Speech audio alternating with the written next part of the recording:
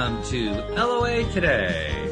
I'm Walt Thiessen. With me today is abundance teacher and money coach, Jody Lynn Craven. This is your daily dose of happy. We are so happy you decided to join us today. And Jody Lynn, we're going to be talking with somebody today who has what they call an SaaS, a software as a service, which I have an affinity for because, as I think you know, I'm having my own SaaS product built right now and have been for like the last year and a half. And I can't wait for it to be done.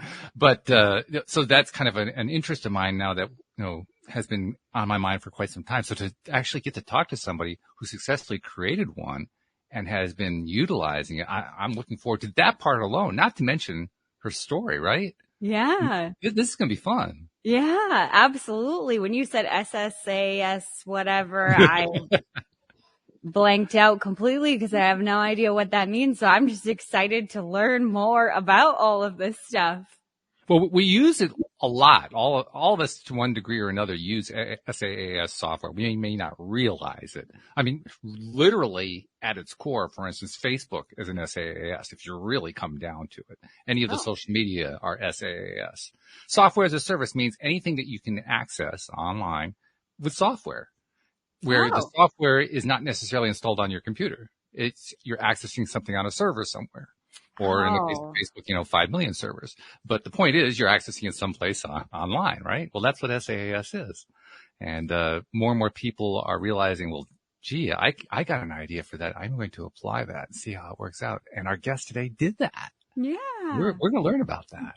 So her name is Mary Henderson. I love saying this phrase. She's from down under, and she's joining us today to talk about her journey, how she got to where she is today. She's been very successful. I hope she's going to tell us that part of the story too. But then she had an epiphany, and I think that's probably going to be the root of the conversation today. So Mary, first of all, thanks for connecting from halfway around the world. That's so cool. We were talking about that before the show. And how are you doing? I'm great, Walt, and thank you for having me as well. I'm really excited to be talking to you and Jody Lynn. So I'm all hyped up and ready to go. So, all right, tell us a story. How did all this get going? Tell us where you went, where you've been, and then where you decided to go to. Okay, I'll try and condense it in a couple of minutes if I can. But I'll start all the way back in year 2000 when I was in the technology industry, and I had this incredible experience that literally was the door open, that sliding door moment of where I actually recognized the power of personal branding. And I also realized in that moment that, oh my God, if I can actually fix this complex problem, I can actually build an entire brand in the industry and be recognized as a complex problem solver, which is exactly what I went and did. And I did that consciously, not unconsciously. It was all very strategic and deliberate. And I then started commanding my demand, and I got job offers left, right, and center. I then got headhunted by a fairly sizable tech company out in California. I was the VP of sales for 4 years. And it was there that I started to play with this idea of personal branding. And I had a really big sales team. And we decided as a collective that we're not going to have job descriptions, but we're just going to convert everyone into personal brands.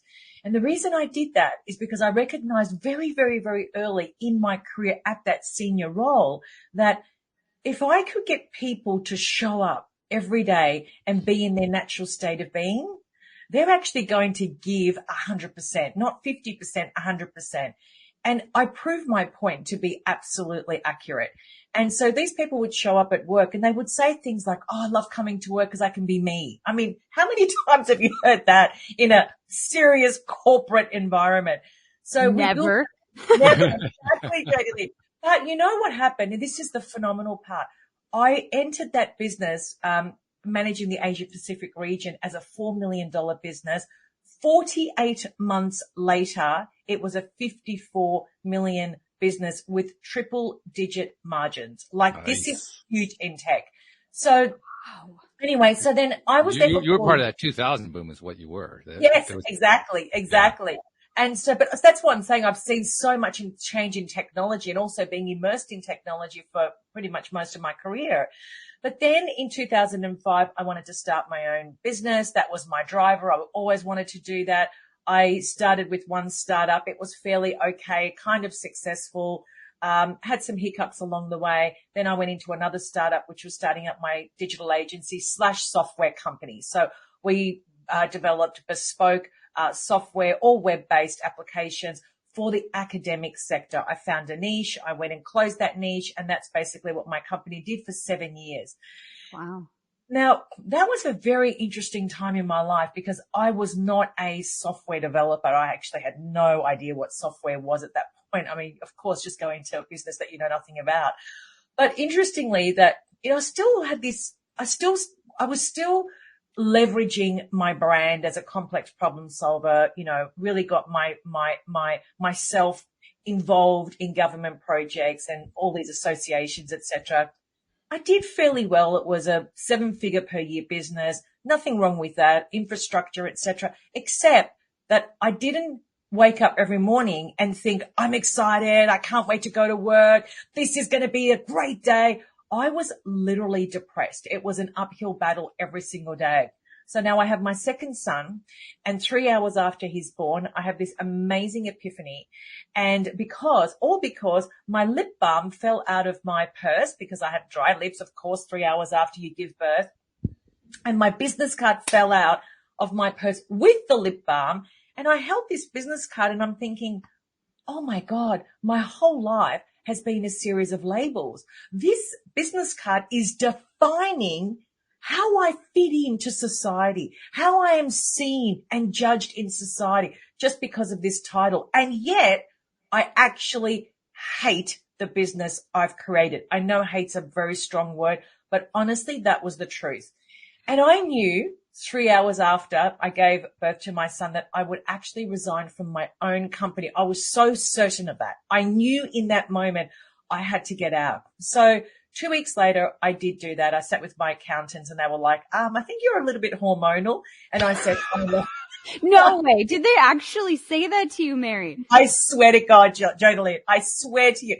And I was like, no, like this is like for real. And this is me in this meeting with my accountants who are completely linear left brainers. And I'm like, no.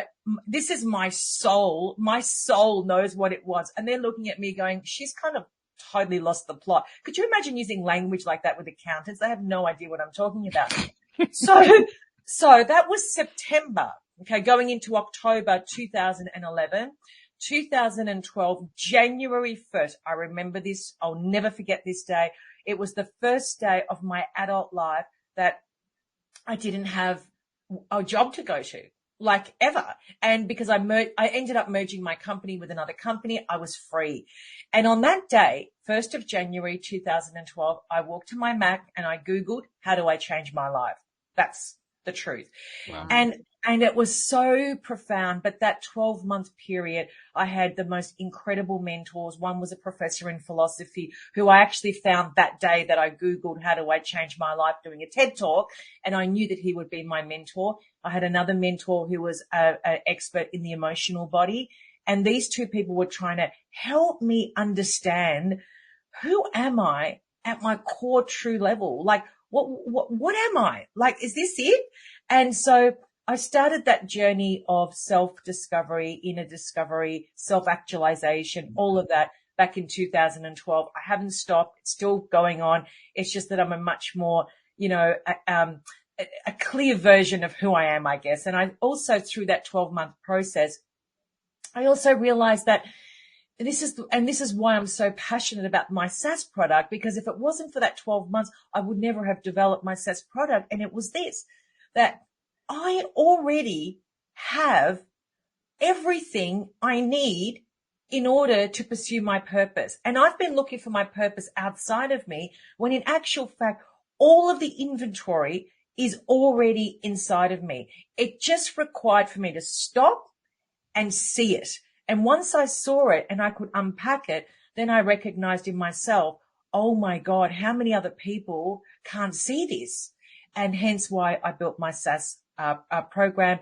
And then in 2015, I started my coaching program, my coaching business. It took me 3 years to develop my framework and my system, because I really passionately wanted to deliver a results-driven solution, not just another coaching business. And here I am today. All right. Wow. You did that very well, actually. I mean, you said Thank you you. wanted to try to condense it down to 2 months. No, well, it wasn't 2 minutes, but that's okay. You did really, really well. That was good. Thank you. One of the things you mentioned there that kind of got my attention was how you hated what you were doing before. Yes.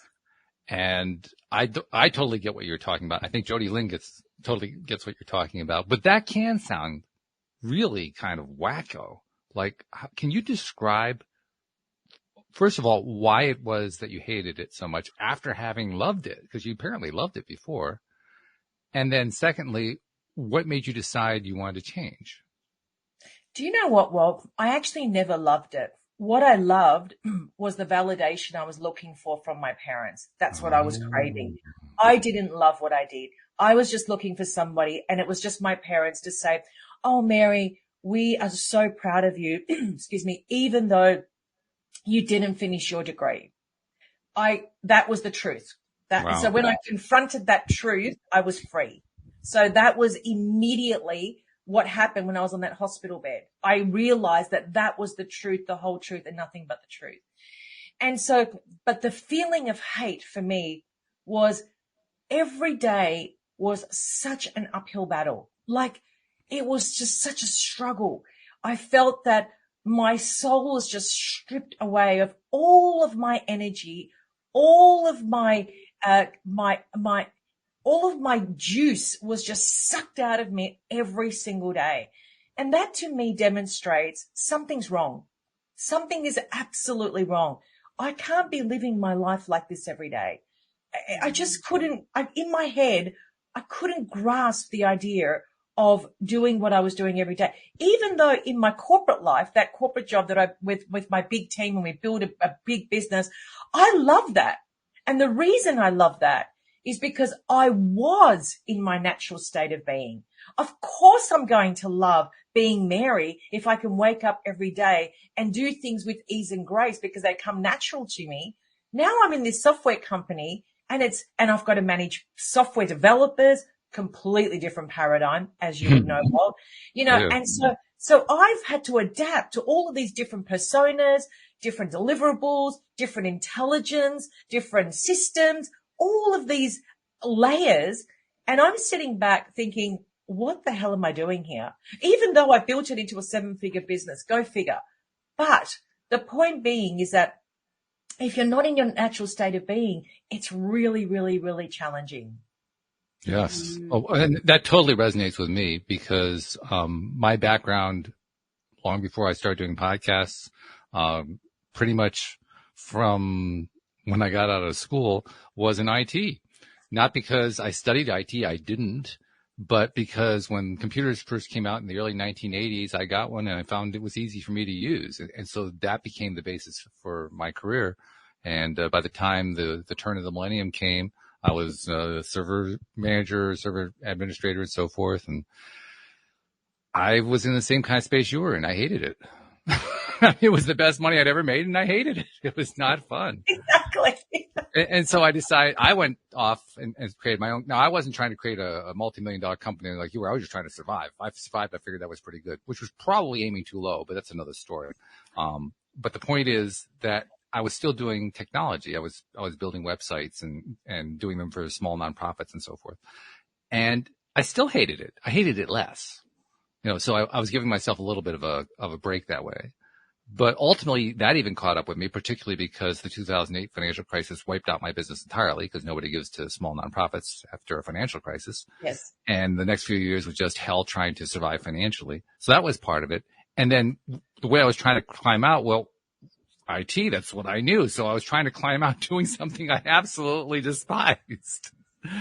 And so when you're talking about how you just, I don't remember how you phrased it, but the way I heard it was, I just couldn't even face dealing with it. That's the way it felt for me for years. Yes. I was dealing with that for years. And I finally, I don't know how many years it took me to finally just decide enough. I'm going to guess 15 years if you really add it all up. And when I finally did, I was like, oh, why didn't I do that before? It's like you've been hitting yourself over the top of the head, and you stop, you say, boy, that feels so much better. I hear you. I hear you.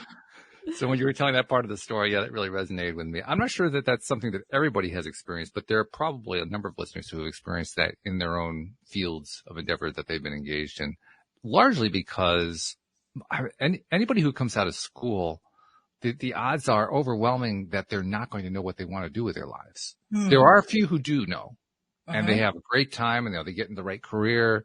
They just, they thrive in whatever it is that they're doing. But the vast majority, I mean, half the people who graduate from high school, they don't even have a degree in mind. They have no idea, or they don't even know if they want to go to college. They know nothing about what they want to do. No purpose in life, which is, kudos to our school system for getting us to that point.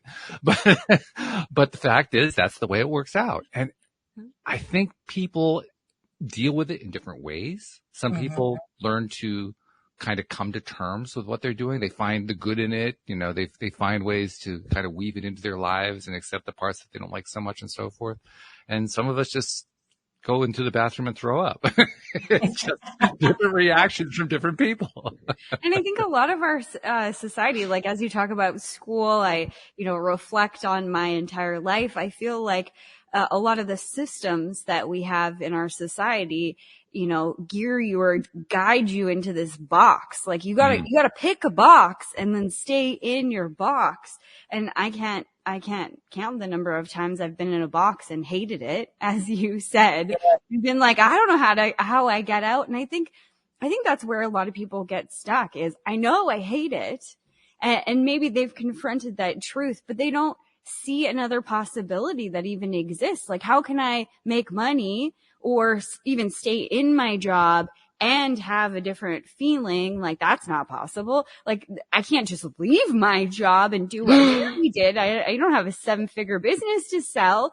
And I think that it's maybe even simpler, the next step, but I'm curious about the next step. What do you do after you have this epiphany of, I hate it? And before you panic, by the way. Yeah. Well, the thing is, Jodalene, I think that sometimes you have to have those moments where it's make or break. And for me, it was that fork in the road. It was like, do I go back and continue to self-sabotage? Because that's actually where it was leading. It was not even self-sabotage. It was leading to self-destruction. I could see that there was something that was, and also there was something driving this mind to keep going back into this self-destructive kind of environment, which I knew was wrong. And I knew that it wasn't feeling right. And also I knew it was tearing me apart.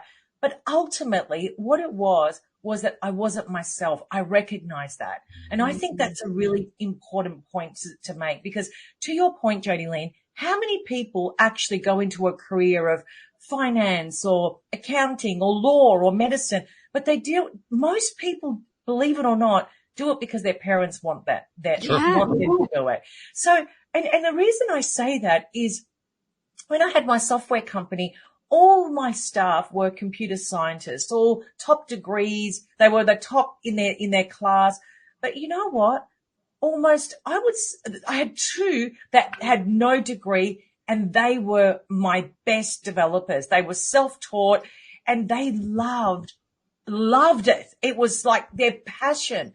The other ones that I had, they didn't love it. They were forced to do it all for the benefit of pleasing their parents. And that actually made me think. It made me realize how many of us are actually on a path that's never meant for us anyway. And that's exactly what I recognized. It was like when I had my mentors and I started unpacking my internal inventory, what I recognized was I can do a lot of things with my eyes closed, that they're really easy to me. Okay. And the other thing is that I also recognize that I have natural gifts and natural talents in things that I've been gifted, but I'm not using in the way that I need to be using them. And would you believe that my voice has been professionally trained from the age of 5 right up until 20? So I had this talent which was called singing. Of course, my parents never allowed me to pursue that as a career.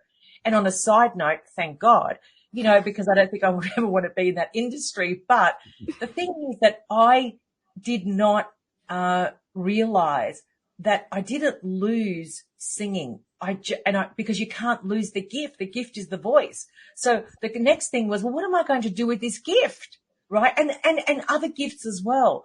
So when I was able to unpack all of those attributes that make up who I truly am, things that I can do with ease and grace, when I merged all of those attributes together, it was like, oh goodness, I can actually solve a problem, and I can actually bring value into the world by actually working with humans who I'm passionate about.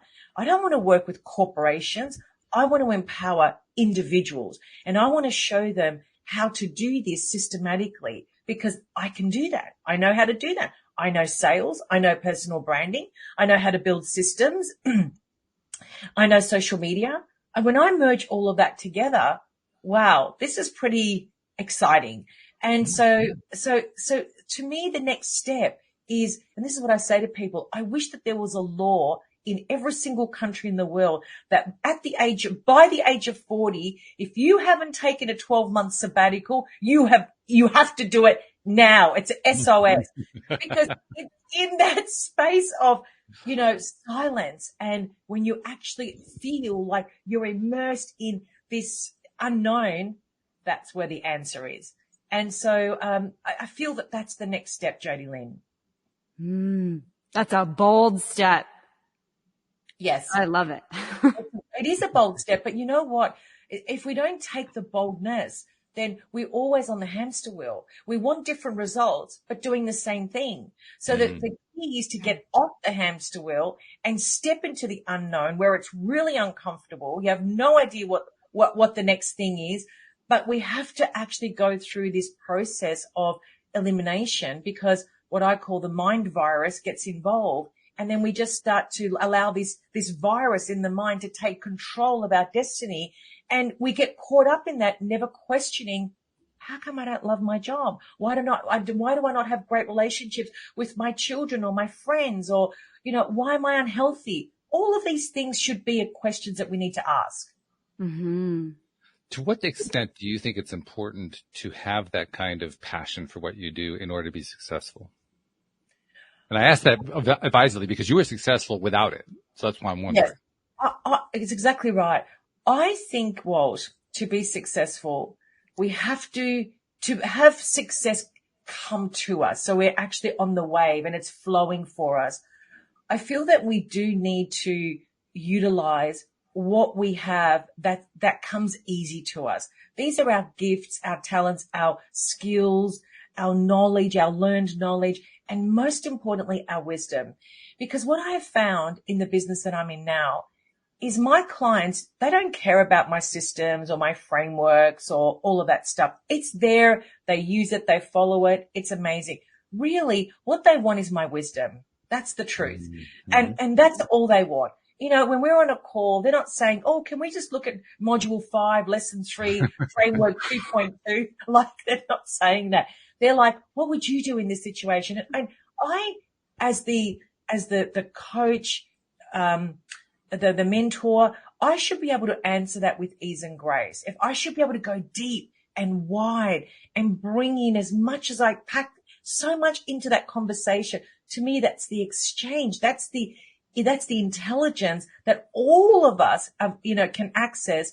And by sharing wisdom, to me, that's the intelligence that we're actually sharing, giving and taking and accessing it from also outside of this body.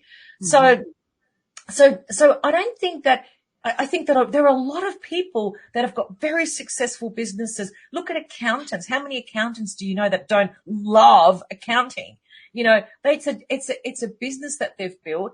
It's something that they can do. They don't love accounting, but they're very successful. And I'm not saying here you have to be passionate about being a poet or writing lyrics or, singing Kumbaya in an ashram somewhere, in India.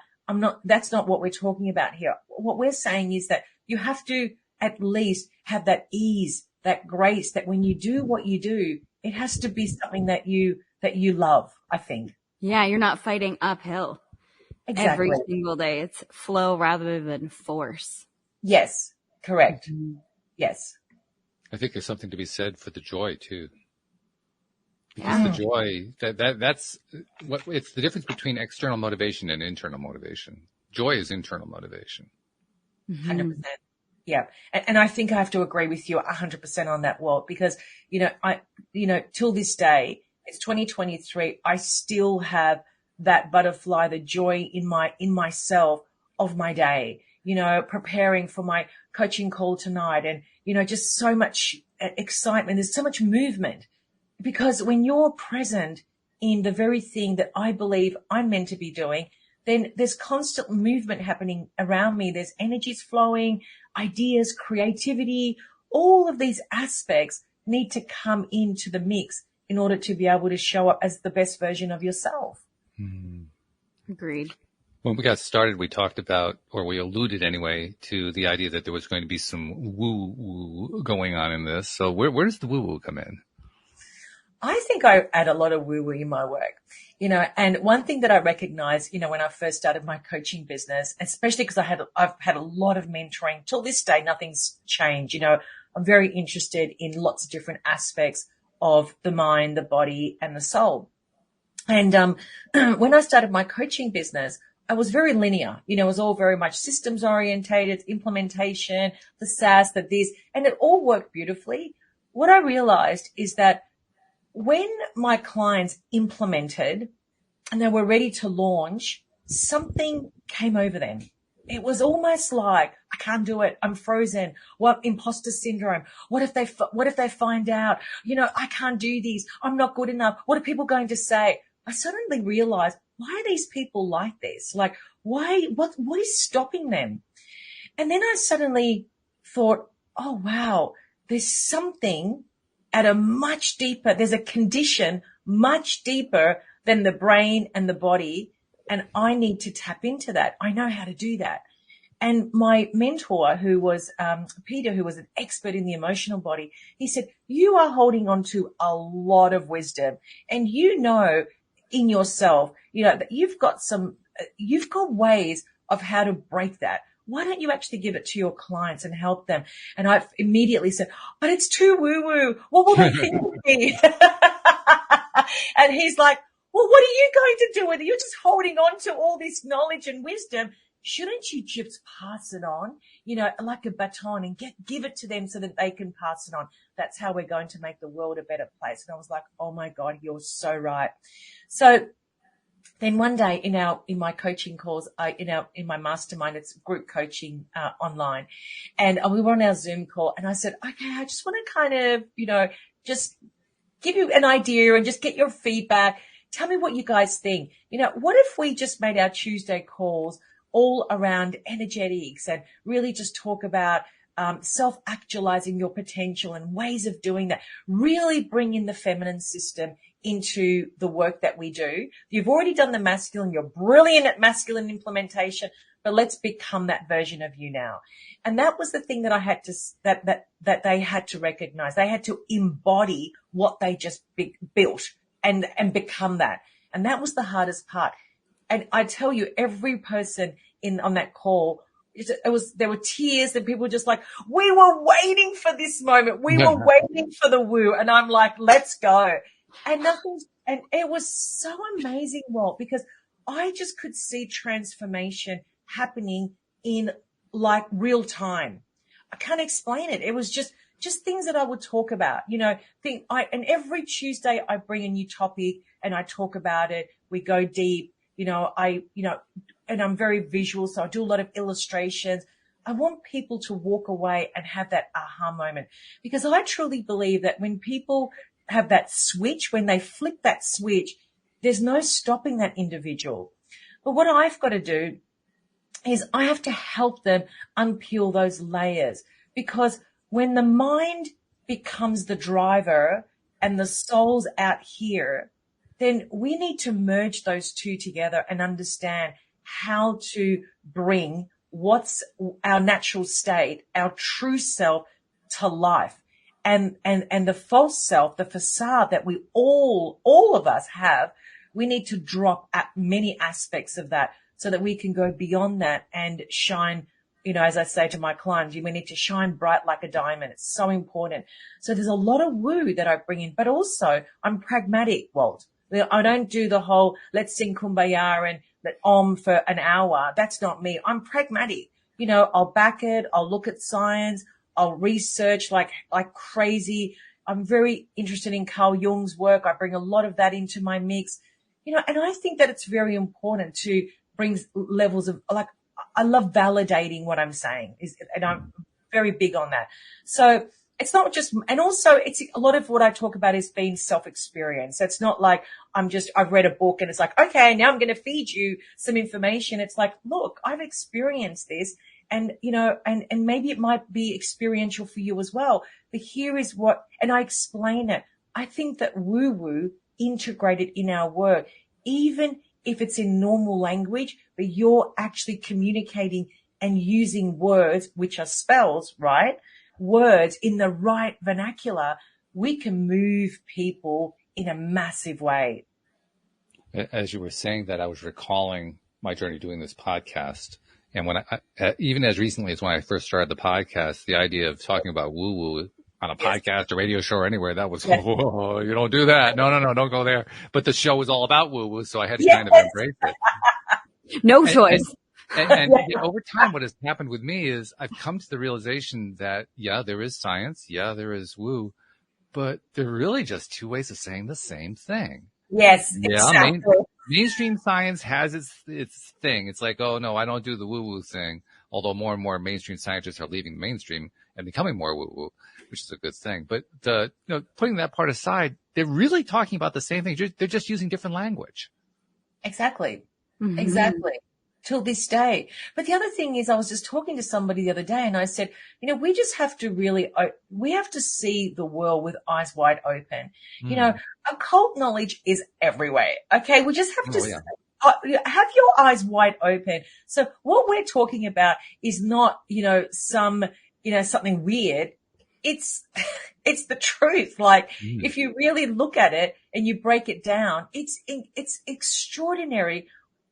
I find who we are as humans extraordinary. I really do. I just think that there's so many layers to a human being and we just haven't even tapped into the surface, and people just go on every day waking up, do the rinse and repeat, get in the car, get a coffee, go to their job that they hate, 5:00, log off, go back home, have something to dinner, go to bed, wake up the next morning. That's my life. Hell no, that is not my life. And so we have to question that. Like, is that normal? Is that natural? It's not. There's another odd piece to this too. And I've been really noticing it lately, just because of things going on in my own life. The first one that you were describing, you go to work, you get your coffee, you put in your hours till 5, you come home, you hate the job, but you keep going, so on and so forth. Not everyone hates the job. There are some of them who actually like the job. Yes, of course. And even more than that, there is a very strong trend that has been going on for, I'm going to say 50 to 100 years, but really strong for the last 20 to 25 years.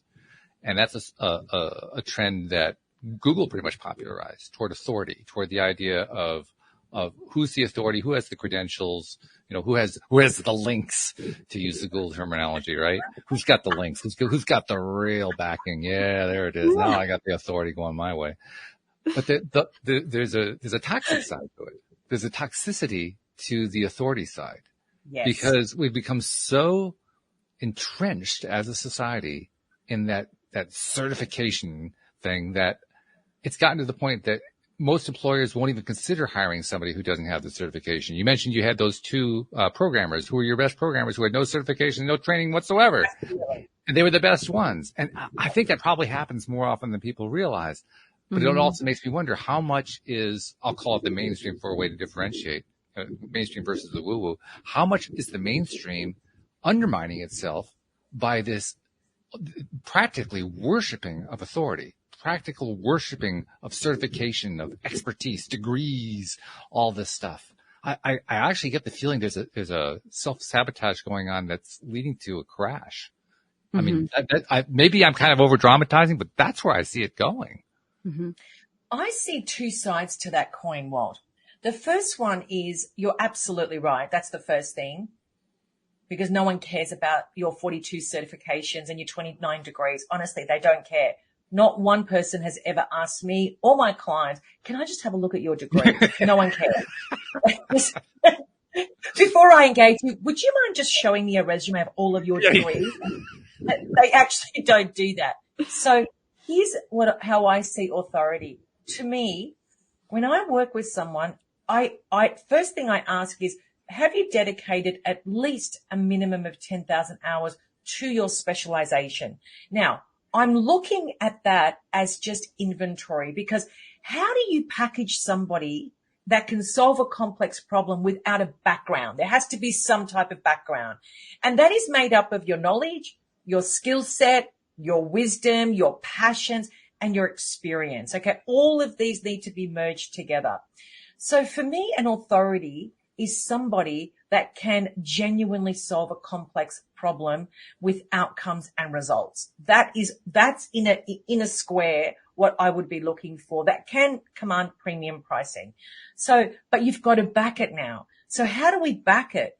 We actually don't back it with our credentials. We actually back it with our brand story, right? Because if my brand story should be able to validate why I do what I do. Right? What was the origin in my story, or the origins in my story, that led me to where I am right now? That's the believability and the trustability asset that I need to get right in order for me to show up and support the very thing that I'm trying to, that I'm claiming I can solve. So that's one side of it. The other side are people who think they want to become authorities, but really they want to become famous. Two different things. Yeah. And these are the people on social media that you and I see that have got 400,000 followers, and their whole life is around vanity metrics. And they create this ideology to the outside world that I'm really smart and intelligent, and I can solve lots of problems because look at my social media following. Now, I'm using this as an example because in the work that I do, I cannot tell you how many of those people have booked calls with me, and have 9 out of 10 have said, I've got 400,000 or 500,000 followers. One girl had 1 million, and I'm not making $1, not $1. And I want to know how I can commercialize it. Okay, let's look at your inventory. What is your background? Well, I've done a little bit of here, and I'm like, whoa. So what complex problem can you solve? You really can't solve a complex problem. You want to be famous for being famous. What you're looking for is a Hollywood agent. That's what you're really looking for. So do you see the difference here? That there's smoke and mirrors on one side of the coin, which are people that want to be famous for being famous, but they call themselves authority. They call themselves an authority on Instagram for blah, blah, blah. But they're not making any money on from all of those 500,000 followers. And then you have the other people who have got life experience, whether they have degrees that fit into that life experience, is not important. They may or they may not, but they have 20 years of experience in that industry, and they genuinely know how to solve a problem. So we've got to take all of that inventory and do something with it. And just to give you an example, one of my clients is a police officer, very high-ranking police officer out in Washington, and she's recently retired. And we used there's an area of specialization that she had in when she was in the police force, and we took that and converted that into an amazing coaching program where she now mentors women.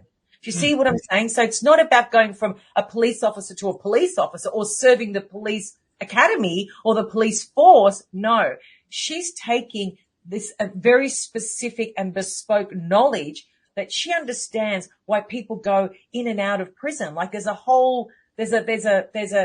pattern that she's recognized, and she also knows how to solve it. So she's pulled that out, and now we've created a coaching program around that for women, specifically women who self-sabotage, etc. So the authority piece is important, but we have to make sure that we communicate what the meaning actually is. Is it being famous, or is it genuinely being able to solve a complex problem and make our world a better place? Yeah. And as you're describing that, I'm realizing there's also another category, which is the one that I fall into. Because like I said, I've been doing this podcast for a little over 10 years now, and I have considered various ways to monetize it. I've considered doing coaching. I explicitly rejected coaching because I just didn't really want to be a coach. It was not something I wanted to do. And I've looked at other things. I've considered the idea, well, maybe I build it up to the point where I can sell advertising. I've actually, looked at, and I'm currently theoretically involved in a program where advertising can be brought in. I had 4 or 5 different advertising offers brought to me in the last couple of days, and I rejected them all. Mm-hmm. And I rejected them in part because the way they want to do advertising with podcasting these days, they want to do what they call pre-roll, which is before the podcast starts. They want to put ads in there, and then they want to do mid-roll, which is in the middle of the podcast, interrupt it like a commercial and put in a message there. And the way it usually is done is fairly disruptive to the program. It's just like, oh, the podcast stopped, and all of a sudden you're hearing this other message, which I really dislike intensely.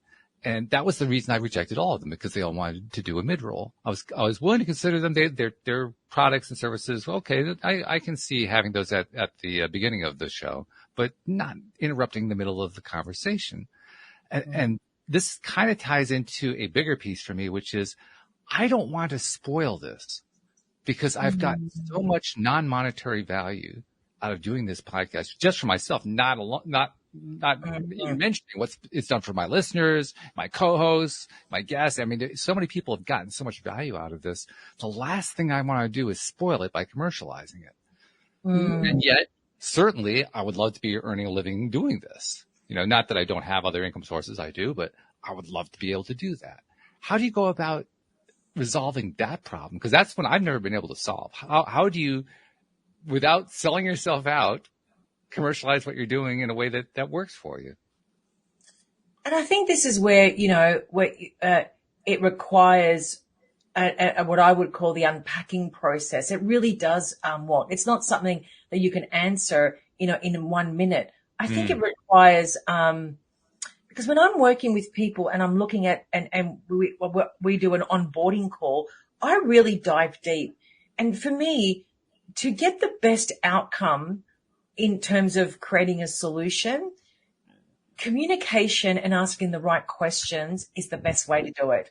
Because for me, it's all about, and this is my genius, Sonus, the ability to extract, keep extracting until I get all of the moving parts. Then I can see patterns. And sometimes, Walt, the commercialization or the solution has nothing to do with what you're doing. That's what's so incredible. That sometimes the outcome is, have you actually thought of X? Like, for example, one of my clients, she thought she wanted to be a coach, but actually she's far from that. She's actually a speaker. That's really her pathway. She should be just a speaker based on her background, what she does, etc. She should be really big in the sporting arena. And so it requires to go granular, really deep, get all of that inventory, even on an Excel spreadsheet or on a whiteboard, and just look at it and not have an expectation of an outcome in 5 minutes. It really is a creative process. Honestly, it really is a creative process. And it's like seeing yourself as an artist, and you've got a blank canvas, and it's the blank canvas that you're trying to make sense of. And you've got an idea of the picture, but the end result doesn't even look like what you started. And I think that mindset of seeing this as you being the artist and not having an expectation of what the outcome is, it will be much better to just allow for whatever comes out to come out and then make sense of it, rather than going in from beginning to end. It's like, get it all out, and then once it's all out, then bring it back together. That's my approach anyway. It makes total sense to me. It really does.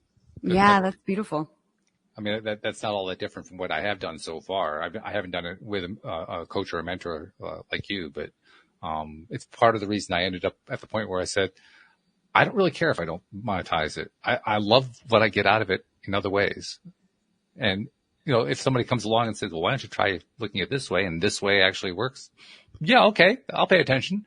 But until then, I'm okay with it just being the way it is until something better comes along. So, like, to borrow Louis' phrase, if not something better, not this, something better. I'm open to something better, but for the moment, I like this. This is good. Mm-hmm. Yeah. So, Jody, when you were transitioning, I mean, you've been through a few different business models yourself, right? Yeah. You are also a coach. But when you were transitioning through your process there, did this come up as a topic for you, like? The passion piece, first of all, but also the joy piece. Yeah. Oh, absolutely. I think that right now, everything that you're saying, Mary, is resonating like deep within my soul. So for me, I was in a traditional financial brokerage. I still am. I still have that brokerage, but every day was a grind. And my awakening was realizing that I didn't actually love that. I was being like moved by the validation of my family, seeing me do great things, but also it was a very they were big into celebrating and validating. That was like one of their main things at the company. So I was always like in this hustle mode trying to be the best. And I realized I was killing myself in the process. And that I had gotten many, opportunities to shift that, but kept going back to this same hustle and grind of things that I didn't like. And so I had to take a big step back and sort of a sabbatical and just say, I can't go to the events anymore. I have my own office. I'm not doing training anymore. I'm just going to see what I actually like to do and not. And I really put all of these walls around myself because I was afraid because I didn't fit into their box anymore. And, over the last year, that was a couple of years ago now, 3 or 4 years ago, I went on to this, this discovery of abundance, and abundance within me started to channel abundance codes and started to go in the direction of coaching. And so I've had this divergence of 2 different streams going on at once, in my life, and was, loving, passionate about the coaching side of things.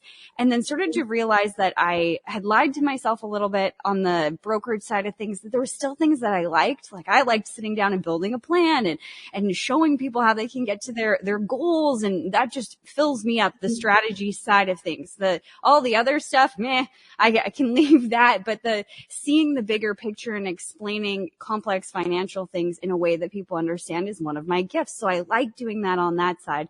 But I realized that all of the things that I did within that structured very masculine business that I was trying to get away from, I started to introduce right back into my coaching business of, I got to listen to this person and I got to put myself in this box. And, last year I redesigned my entire program and made it all so it was self-study because it was just too much for me to do, live launching and then, teach it. And then every time I do a new course, I'd be like, did I say this last time? Which was like, or did I say this time? Like, I'm so confused and I'm a channel, so I'm receiving information live. And, one of my gifts is to dig deep with people. So then we'd get on a roller coaster or a tangent over here and I'd be like, oh man, we didn't do anything we were supposed to.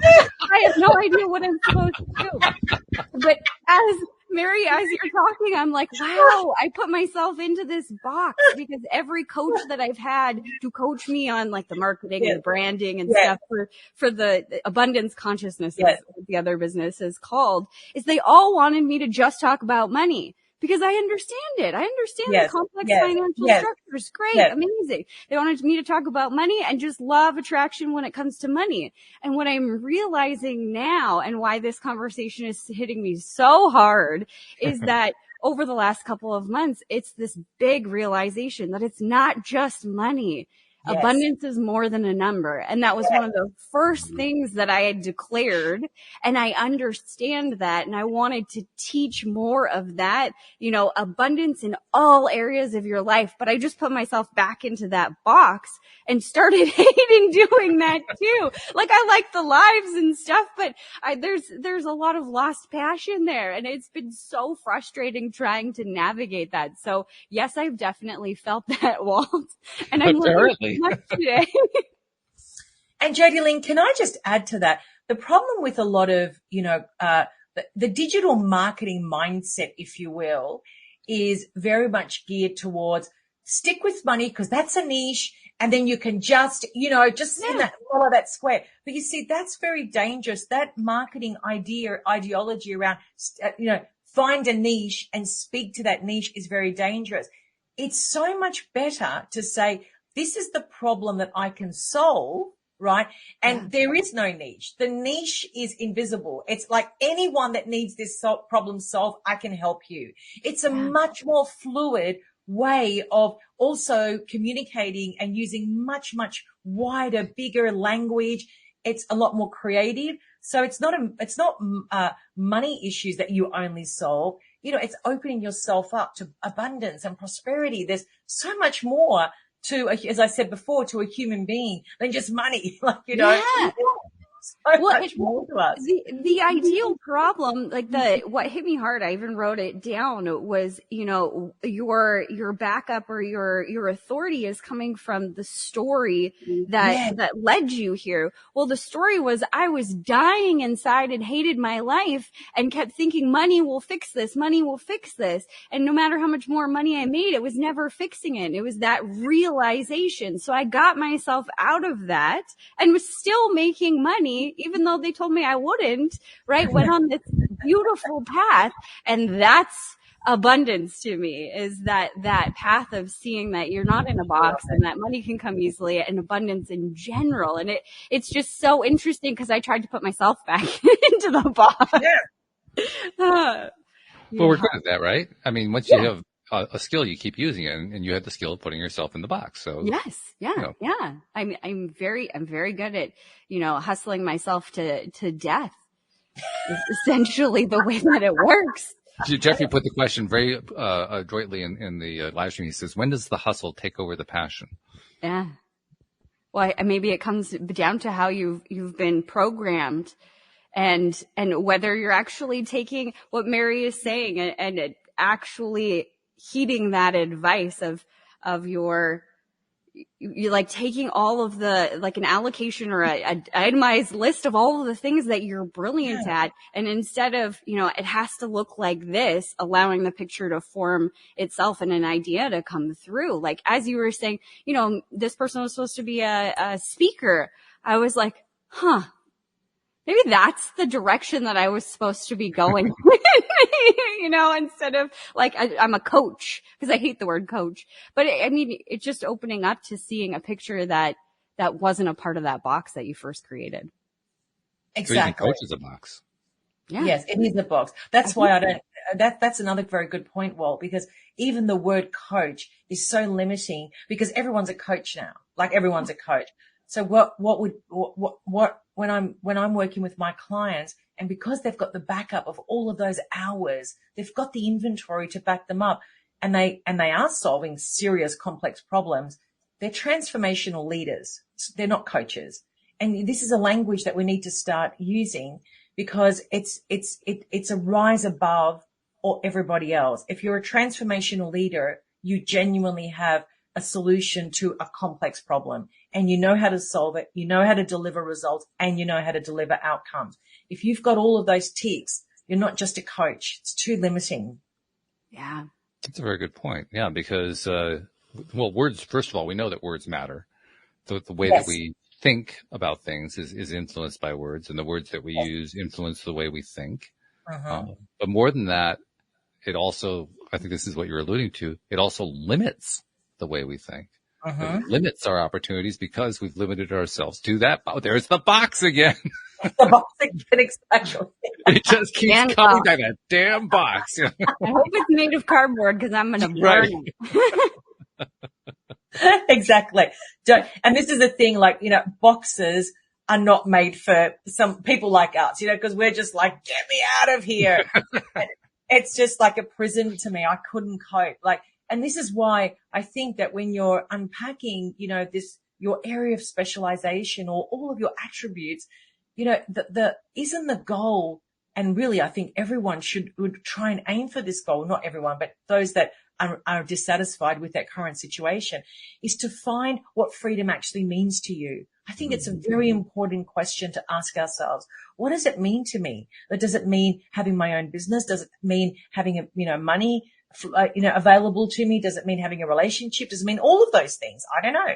But we really need to ask that fundamental question. What does the freedom actually mean to me?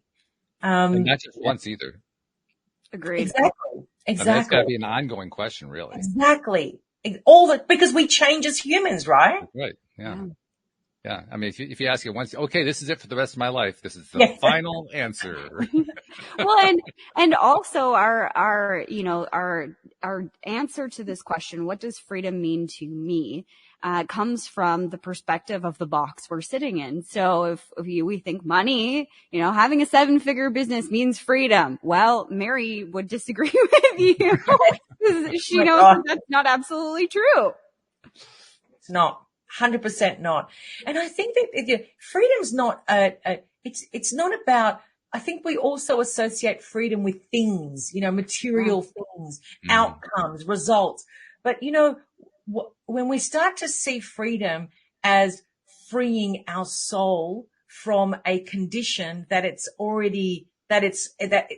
has been established, not by us, by the outside world, but we're still holding on to that condition that's driving us. When we can actually understand those aspects of us and we start unfolding and becoming consciously aware of how our life is playing out in the real world, that to me is freedom. Because when I can understand that breadth and depth of knowledge, and I can get to a place that benefits my reality, my 3D reality, I'm going to be a much better person. I'm going to flow with life. I'm not going to feel like my whole life is 1 step forward, 10 steps back.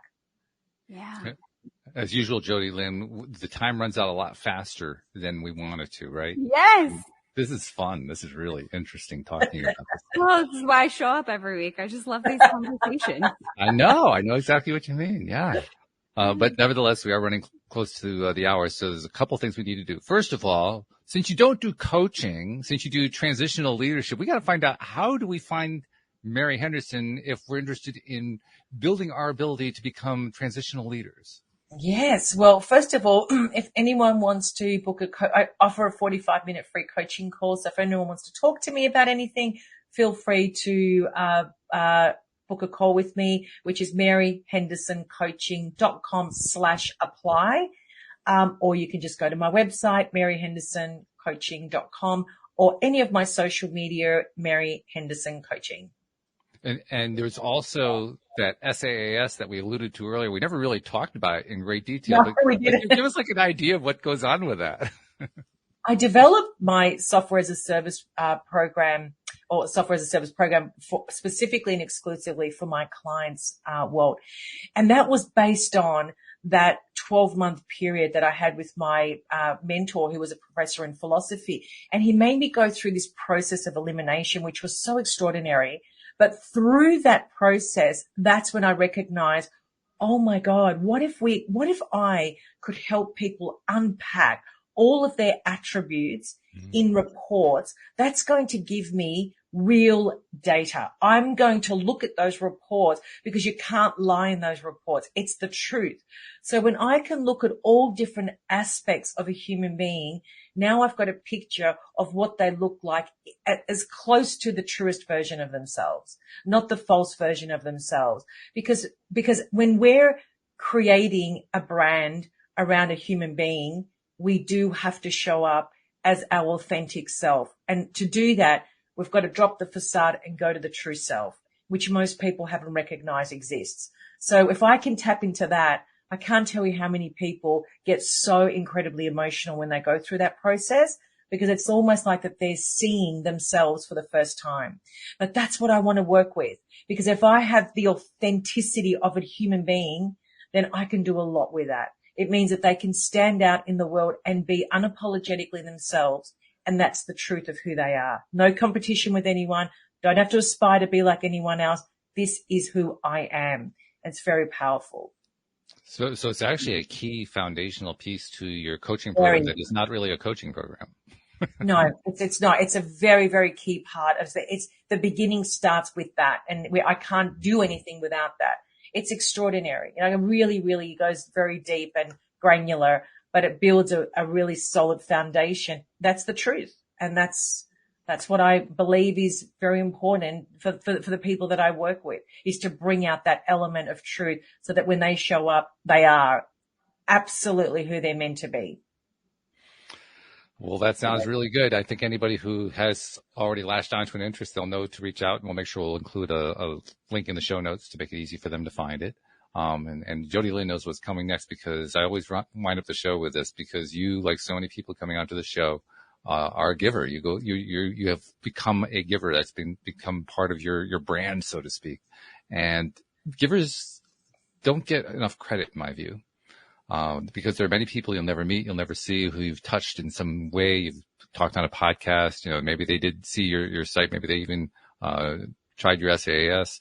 Maybe they saw something that you read somewhere, or that you wrote somewhere. Maybe they interacted in ways you never even knew you were interacting with them, but they picked up on what you were saying. They took something away from it and they used it, and it made their lives better. And we never hear about it. Well, not never. Sometimes we do. Sometimes they become clients, but often we don't hear about it. So I like to say on their behalf, thank you for what you've been doing and what you're continuing to do. And thank you for the fact that you want to continue to do it. Thank you all. Thank you, Jody Lynn. It was such a pleasure to meet you guys. You guys are absolutely awesome. So are you. Jody Lynn, look at that smile on your face. You always smile, but that's a big smile for you. That's like, I am just joyful right now. We're all aligned. See, the stars are aligned. 100%. I love seeing Jody Lynn like that, because you can practically see the glow coming out of her forehead. Oh my God.